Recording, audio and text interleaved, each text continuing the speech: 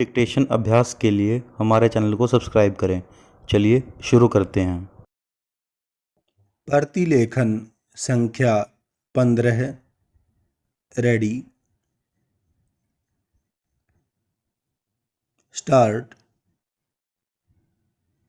सभापति महोदय, सदन के समक्ष दहेज प्रथा के संबंध में जो विधेयक प्रस्तुत किया गया है वह बहुत ही उपयोगी तथा महत्वपूर्ण विधेयक है। पूर्णविराम।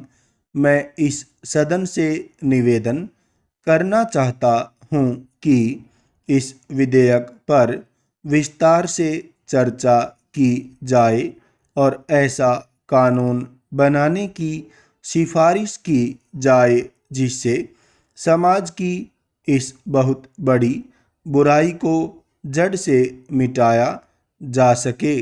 पूर्णविराम। मैं यह भी मानता हूँ कि समाज की इस बुराई को कानून के द्वारा शीघ्र दूर नहीं किया जा सकता है। पूर्णविराम। कानून के साथ साथ कुछ ऐसे कार्यक्रम भी हमें बनाने होंगे जिनके माध्यम से देश की जनता को इस बुराई के विषय में अच्छी तरह से समझाया जा सके। पूर्णविराम। दहेज प्रथा पुराने समय में हिंदू धर्म में प्रचलित थी, लेकिन अब धीरे धीरे यह प्रथा सभी धर्मों में बीमारी की तरह फैल चुकी है और धीरे धीरे एक व्यवसाय का रूप ले चुकी है। पूर्णविराम। हिंदू समाज में विवाह को एक पवित्र धार्मिक कार्य माना जाता था, लेकिन उसके साथ साथ धन दौलत और लेन देन का व्यवसाय भी जुड़ गया है। पूर्णविराम।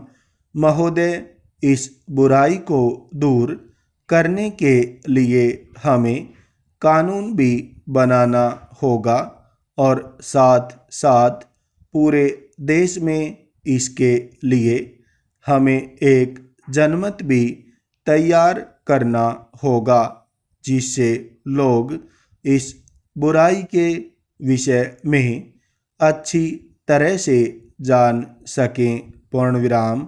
बाल विवाह को रोकने के लिए कानून बना हुआ है, लेकिन हम देखते हैं कि हजारों बाल विवाह हो रहे हैं जिसका पता न तो सरकार को है और न ही ऐसे लोगों को सजा मिलती है।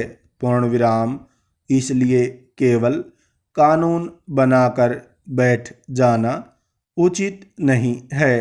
पूर्णविराम।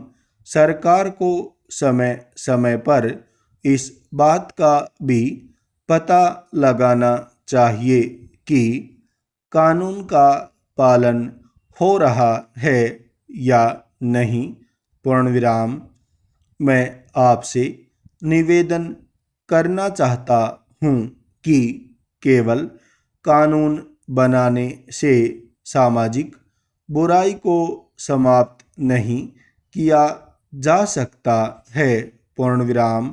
इस प्रकार की सामाजिक बुराई को समाप्त करने के लिए हमें समाज में जाकर काम करना होगा।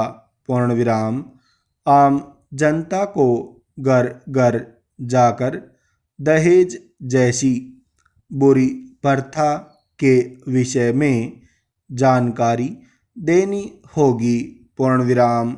उन्हें यह भी बताना होगा कि यदि इसको समाप्त नहीं किया गया तो उनका विकास भी नहीं हो सकेगा और वे सदा निर्धनता में अपना जीवन बिताते रहेंगे। पूर्णविराम। इस कार्य के लिए ऐसी संस्थाएं बनानी होंगी जो देश सेवा की भावना से काम कर सकें। पूर्ण विराम।